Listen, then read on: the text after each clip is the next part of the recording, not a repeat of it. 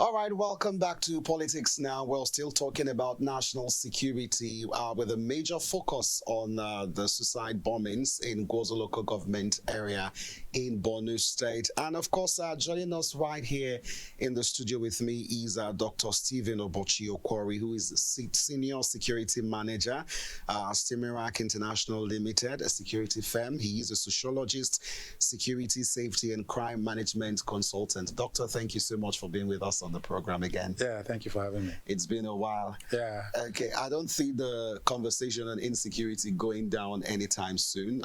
During the weekend, we were shocked with the events of the suicide bombings in Gwoza local government area. That particular community, is notorious for insurgent activities. How did the news of these, dastardly, acts that were carried out by women, disguised with explosives, what's your immediate reaction to it? Because, I was speaking to a journalist, security journalist, who is based in Borno State, and I was trying to get to know from him, like, okay, did we see this coming from anywhere? Was there any signal? And he told me that back in February, there were rumors of protests, not rumors, rather, there were protests of women who were saying that they were not treated well. Some of the rehabilitation efforts that were supposed to get to them did not get to them.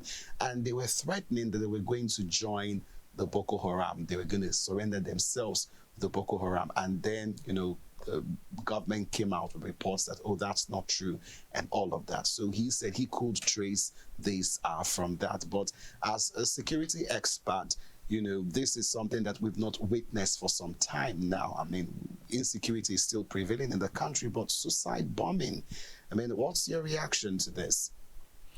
Yeah, let me just take us back a bit, memory lane. That was about 10 years ago. In 2014, the late leader of Boko Haram, Abubakar Shekau, declared Gwoza as a caliphate. That is one, and it has been on the news and record that Gwoza local government is a stronghold of Boko Haram. We saw in 2014, in the month of April, where the emir of Gwoza condemned the activities of Boko Haram in Gwoza and other heinous activities and the attacks that they carry out on his people. A month later, in the month of May, that same emir of Gwoza was killed by Boko Haram, And that same 2014, Boko Haram, in the month of June, carried out one very serious attack that over 300 persons in Gwoza there lost their lives. Then in August 2014 as well, they did carry another attack. Over 100 persons were killed. So Boko Haram activities in Gwoza, it is not new for us that are experts and have been following acts of terrorism. For me, it's not a new thing. It did not come to me as a surprise, because I want to say that the military, of course, they've been doing their best, their very best. In the last 8 years or so of the immediate past President Buhari's regime, we saw a decline in suicide bombing attacks, But in the month of May this year, we saw where the Chief of Army Staff made a statement that during the ministerial briefings? Yes, that the era of suicide bombing is gone. But these guys, of course, that they must want to send a message, make a statement that, yes, the fact that the Chief of Army Staff said that doesn't mean that they are lying low. They can still let him know that, yes, they are still up to their game. I just want to say that I think that the military and the other law enforcement agencies became complacent, because having recorded a lot of successes in the see that they combat suicide bombing. I want to say that I think they went to relax, and that is why this one now came as a surprise to them, In the news that about 30 female were, wrapped with all the IEDs, about 30 of them, and out of 30, 44 of them succeeded in detonating their own. Just imagine a woman, a nursing mother, with her baby, detonated her own IED. That's just plainly horrific. In the wedding venue that claimed that number of people that died. So I was wondering, what did they tell her? Is it that she was ignorant of what she was carrying, that it won't kill her and her baby or something? Or they told her that if she does that, there's a reward somewhere for her and her innocent baby, Yeah. So all these things are things that we are seeing, and I don't think they are helpful.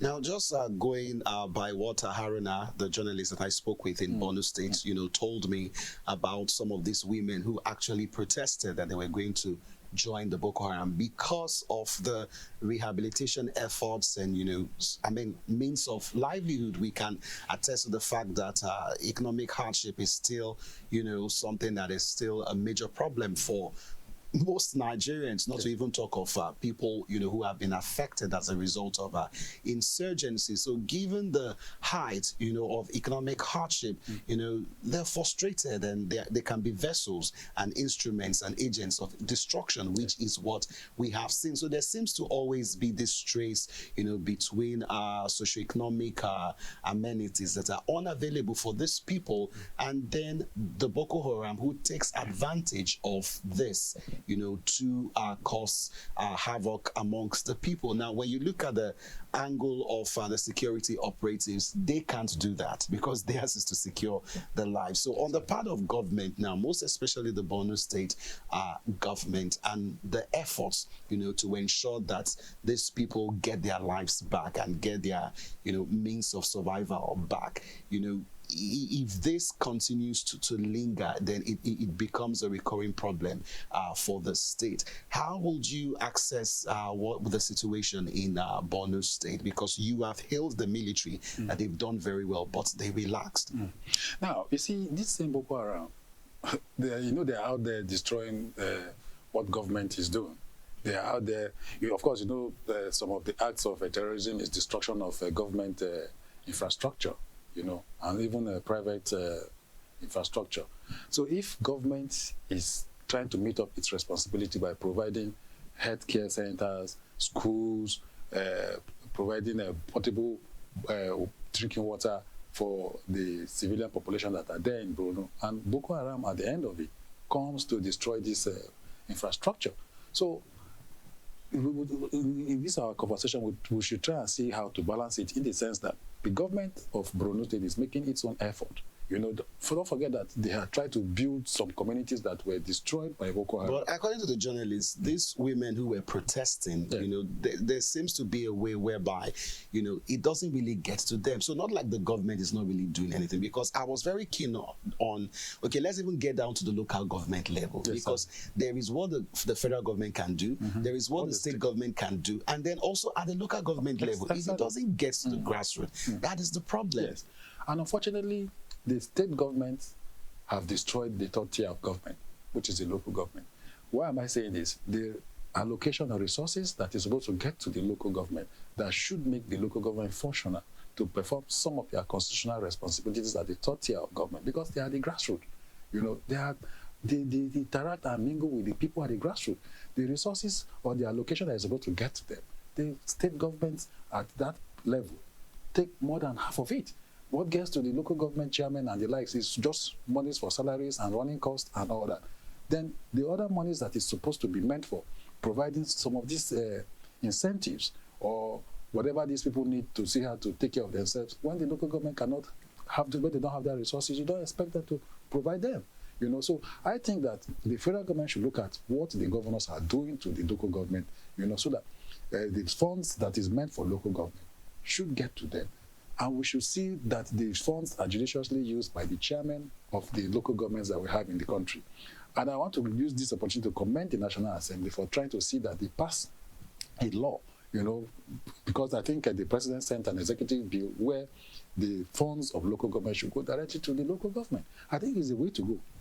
That will abolish this issue of joint account, where governors will not be able to sit in the meeting decide what gets to local government chairman at the end of the day. But let's look at another effort of government, in terms of rehabilitating and integrating back into the society some of these people, who are what they call repentant Boko Haram members, which is a beautiful thing, because I believe that everyone, in life deserves a second chance. But given the porosity and the seriousness of this issue, and with the development that we're just seeing, a lot of people are beginning to fault that initiative, that as good as it is, there has to be like stages before we say, okay, you're ready to get back into the society. So could this be, a challenge, or is this, relating to could it be possible that it is related to the development that we are seeing in Borno State? I belong to the category of people that don't believe that program is working, seriously, because my firm, we have carried out research where we saw that repentant Boko Haram went back to other acts of criminality. Some of them went back into kidnapping. Some of them even went back and became spies, to Boko Haram and all that. And some of them also went into drug trafficking and the other criminal activities that you know. So I don't think it is working.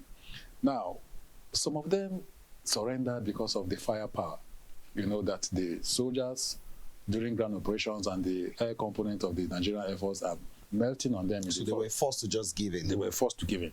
So it wasn't a willingly or a voluntary thing. It was out of pressure, from the military.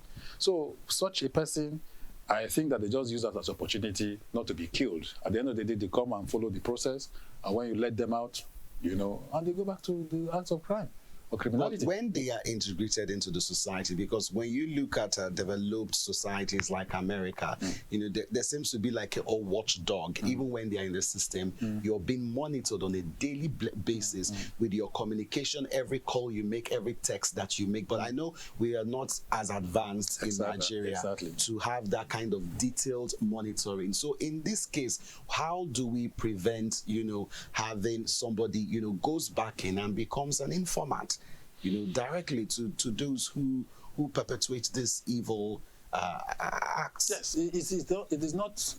Well, I think we are in the 21st century, and in monitoring these repentant Boko Haram members, it is not beyond us, if you ask me. With the use of technology, where they can monitor their conversation on the phone, monitor using the network providers that we have, MTN, Glo, depending on the network that they are using. So if we have the will to do that, we can do that, because they are already on the militaries and the other law enforcement agencies' watch list. So with the use of technology, we can also monitor them. So we shouldn't use that as an excuse, because they have been saddled with that responsibility. I don't think it's beyond them. But in a society where we see somebody that has killed somebody's father or mother or brothers and sisters, and you think that the person will just undergo a process. At the end of the day, you allow the person to go back and integrate the person into the general society, and the families of the dead and all that will be looking at the person. You think it will go well with them? It won't. For me, I think that there's a law. We have laws that is against acts of terrorism. If you commit suicide, kidnapping, and other acts of terrorism, and you are caught, there are penalties in our law. The person should be tried in our court, and the penalties in the law should be ascribed to the person, and the person should serve the jail term. If it's life in prison, if it's death, all these are contained in our laws. So why do we keep monies that we don't have as a country? We are spending monies on people that have caused all this catastrophe in the country. And we say because they are repentant, they should be reintegrated into the society. No, the laws that we have are not meant for animals. They are meant for people that commit such acts. So why do we now begin to look at? So why do we have the law? Why do we keep amending the law to suit our current reality? So the law is there, and the law is for people that commit such acts. So they should face the law, and whatever the penalties are, they should as well face. So that's my own we still have on the political will that you mentioned. Yes. Now, talking about the political will, because if you're doing the same thing and you're not getting the same, you're not getting the results that you want to get, then it's time for you to change. Yeah. Now, looking at the administration of President Bola Tinubu, because I was keen on asking Haruna, I guess, to join us from Borno State, I wanted to know what were some of the efforts during the President Muhammadu Buhari administration. You know that, of course, he has passed the baton to President Bola Tinubu, and I wanted to know if it, went down or if it dropped when President Tinubu came into power, which led to this. You talked about complacency on the part of the security operatives that led to this attack that would have prevented or foresaw this attack that happened over the weekend. Now, when you look at, in your own opinion, although he said from his own findings that this administration has even done more than what the President Tinubu administration has done, but what is your own take on this administration's commitment to fighting insecurity? Now, let's start from the appointments, because I know that is very, very key. I recall when the president, made announcements for who was going to be the Minister of Defense, it got a lot of heads, like, okay, are we serious in tackling insecurity? Well, that's just people have their rights to express their opinions. But let's start with some of the key people that are handling some of these positions. What do you make so far in terms of what they are able to do to ensure that we curb insecurity and insurgency in this nation? Now, I will start from the point where all the appointees, all the ministers that the president appointed, they are qualified to serve as ministers. That's one. And I want us to put it on notice that the president has the prerogative, the powers to appoint whoever he wants to appoint. This is decision. This is decision. Now, from the professional point of view, we're in a situation where insecurity is a threat. We see it everywhere. Now, we have a Minister of Defense that is not a professional. When I mean professional now, he's not a security professional. We have a Minister of State for Defense that's also not a security professional. These are politicians. One read accounting, one read mechanical engineering or something. Then we have the Minister of Police Affairs that is also a politician, read accounting. He's a junior minister in the Police Affairs, also a politician. We have Minister of Interior, also a politician. These are not professionals. Now, some people will come with the narrative that a minister is an administrator, but I want to go against that when we have to do with security issues or security. So that can fly for other portfolios. It can fly for other portfolios, not security. Now, the cabinet members are all politicians. When you shift a bit to the National Assembly, you have the Senate Committee on Defense. The chairman is a politician, the former Senate President, Ahmed Lawan. The chairman committee on army, also a politician, Navy, police, all of them politicians. Why you go to the House of Reps? All of them politicians. So where are the professionals?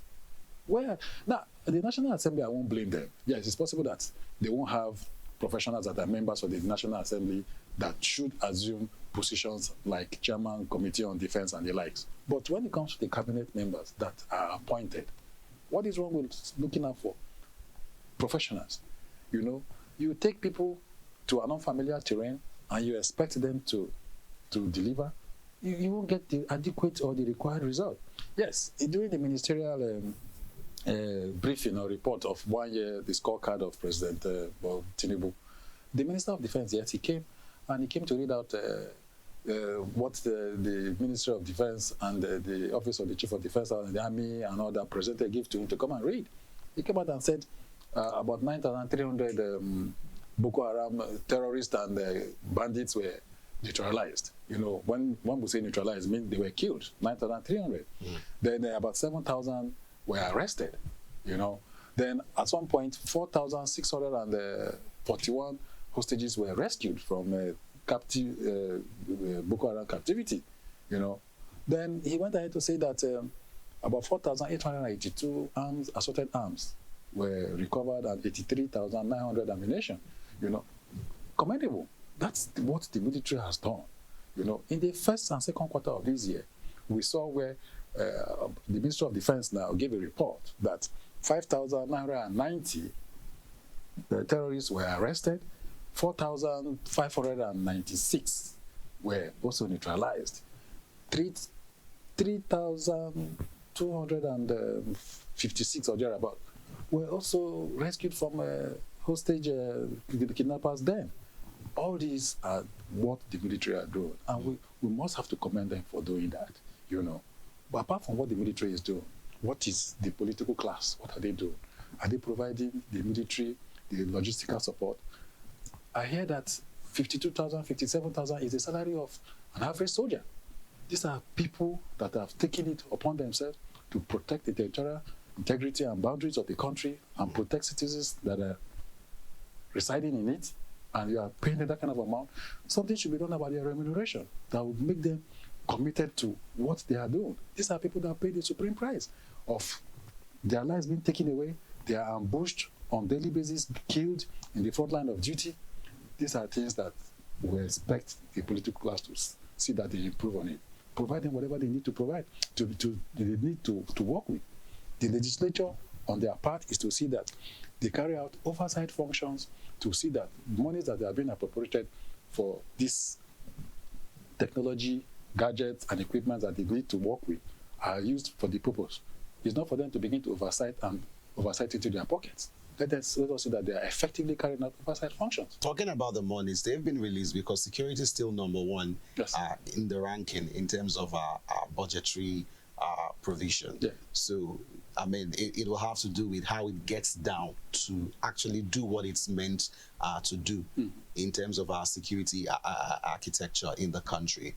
Now, let's talk about, public participation in, collaborating with the agencies, because I was discussing with you before we came on set, yes. and we're talking about the fact that, okay, how is it possible that, you've got 30 people with given, explosive devices, and they live amongst the people? Where did these devices come from? Were they locally produced? Were they imported from abroad? How did they miss the chain of at least one individual that can, blow the whistle to the security operatives so that they can in turn neutralize all of this? And we're talking about, Gwoza community itself as a stronghold for Boko Haram, which you just mentioned. So how does all of this play? Because we can sit around and talk about, the government and security operatives, but looking at the people, who reside in that community, and probably every Nigerian in the country, and the role that they can play in mitigating against some of these atrocities. Now, there's a whole lot that the government can do, and also citizens. Now, on the side of government, I don't know what the National Orientation Agency is doing, because I think that the NOA should carry out a sensitization program, awareness program, to be able to let... I think the last one I heard from them was the national anthem. So they have left their job. Seriously. These people, most of them are ignorant of being radicalized, being indoctrinated. They don't know what they are doing. So it's not left for NOA to pass a message to the people in the language that they will understand. The implications of allowing such stuff to be tied around your waist. You have to give them that information that, no, it is not right, it's not correct. In the event where they run into Boko Haram members and they begin to tell them certain things and all that, then beyond that, the government also needs to provide these basic amenities that we are talking about. How many cottage industries do we have in the north, especially in the northeast? How many factories that are doing some little things that will engage these women, engage the youth that are in these communities? An idle mind is a devil's workshop. In the event where they don't engage themselves, they begin to think of something else to do. And that is why the Boko Haram or terror groups is capitalizing on the vulnerability of the people that are there, capitalizing on that. And beyond that, the religious leaders, clergy, imams, sheikh, the genuine ones, because these would also go to mosques on Fridays or on daily basis to say their prayers. Imams should talk to them, because Boko Haram is a violent ideological group that is telling them evil things to do. Now, it's not left for the imams and the sheikh to begin to disabuse their minds that these things that you hear it is not true. This is not what the Quran is saying. This is what the Quran is saying. You don't take a life of a human being. You don't do this and do that, so that you really lead them on the right path. Are we saying that religious leaders also, as traditional rulers, are also supposed to be part of this advocacy? Because their subjects are there, and their subjects listen to them. They pay allegiance and respect to them. Traditional rulers can tell their subjects the implications of this violent extremism that we are talking about here. How far are they doing it? Do they have the constitutional powers to even do it? Do they have the constitutional powers to do it? Because we saw where their roles in the constitution were expunged, So they need to have some legal backings to be able to carry out some of this management of security in their various communities. That is another one. Then the citizen population, the civilian population, when they see something, they need to say something. They're also security managers. Beyond that, what I think the government should also be doing now is funding in terrorism. Where is the funds coming from? These things that we're saying here, recruitment, trainings, and all that, they are not cheap. They need monies to do that. I am aware that combating or countering terrorism financing is a very huge tax, because at some point you'll be unable to distinguish between legitimate. Sorry to cut you short, Doctor, because when you talk about tracking of finances, I mean, they are not using foreign banks in Nigeria, are they? No. They're using bank accounts that are registered with the Central Bank of Nigeria. Exactly. So how come we've not been able to follow the money? Now, that's the point I was trying to make. We have illegitimate and legitimate funds, right? If a Boko Haram financier has his business, he has his company and is registered with the Corporate Affairs Commission, and you see that he does either buying and selling, he's a trader and something, he makes his profit. At the end of the day, if he decides to wire a certain amount of money to another account, you will know the essence, because you see that it's from a legitimate account, where somebody of course, has his business, How would you do that? It's not left for the professionals. We have the EFCC there, we have the NFIU there, Their job is to trace the money, to be able to establish the ones that are legitimate and the ones that are illegitimate. We have seen where kidnappers, Boko Haram also kidnap, they collect ransom. Such monies are paid to them. They should be able to trace, they should... Especially from those who survived that incident. Exactly. So whatever it is, if they discover that they are going to pay monies to suspected terrorists or kidnappers and all that, they should be able to see how to liaise or synergize with victims' family, so that once that money is paid, they can be able to trace and say, okay, let us see how to get to the logical conclusion of how the monies get to them and all that. But can you even do that now when the law in Nigeria forbids ransom payment? So if you want to even go and pay ransom for your loved one to be released, you're already going against the law, because the National Assembly passed a law that anybody that pays ransom and is clearly established that you paid ransom, you go to jail for 15 years. So why are they putting the cart before the horse? Well, for me, we should see where kidnapping activities don't even happen. Make laws that will make kidnapping activities not to happen. You are making laws that will forbid somebody for paying ransom for his or her loved one to be released from captivity. So how will that work? Now, let's talk about the issue of politics and security, because I have been hearing some of my colleagues in the media saying, oh, let's not talk about politics, regarding this situation, especially with what happened in Borno State. But can we actually define the fact that there is no connection to it, given the fact that we've seen, agitations, most especially from the north? And like, okay, I think I was reading a line of thoughts on Twitter, formerly now known as X, and someone was saying, oh, this was what exactly happened during former President Goodluck Ebele Jonathan's administration, towards the height of his first term and only term.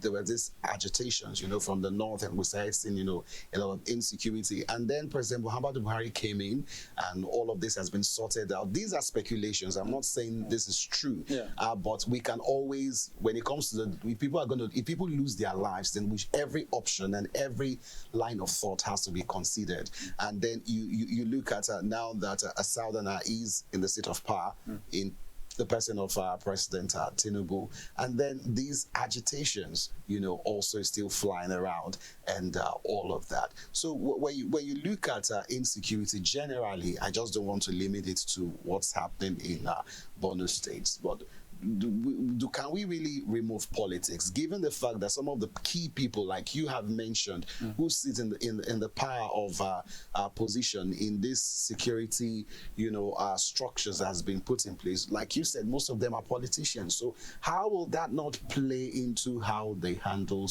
the work that they do in protecting the lives of Nigerians? Yeah, don't forget that we're in a democracy, and Nigerians that are saddled with one responsibility or the other, you can't take that act of politics away from them.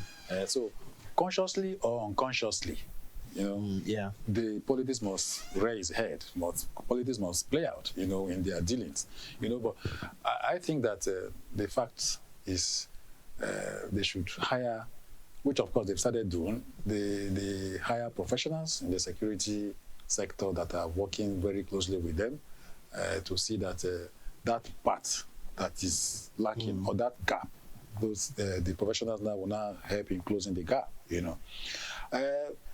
It's not out of place for us to begin to see other insecurity issues reigning its head, in the north, because we have a southern president, but we have the vice president also from the north, So it means that there's a whole lot that the government and the other levels of government, that's the state now. Yes.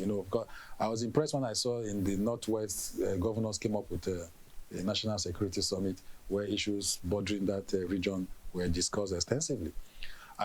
Yes, they are governors, so it's their responsibility to see that. So talking about the Northeast governors, they've always been complaining that they've been neglected in terms of capital projects and development and all of that. Do you think those agitations also plays into why, Boko Haram and other insurgents groups, take advantage of the people that are vulnerable in these region? Don't forget that we have the Northeast Development Commission, Of what essence was that Northeast Development Commission established? Is to see how to close the gaps in all of these two. Is to see how to provide things, infrastructures that are lacking.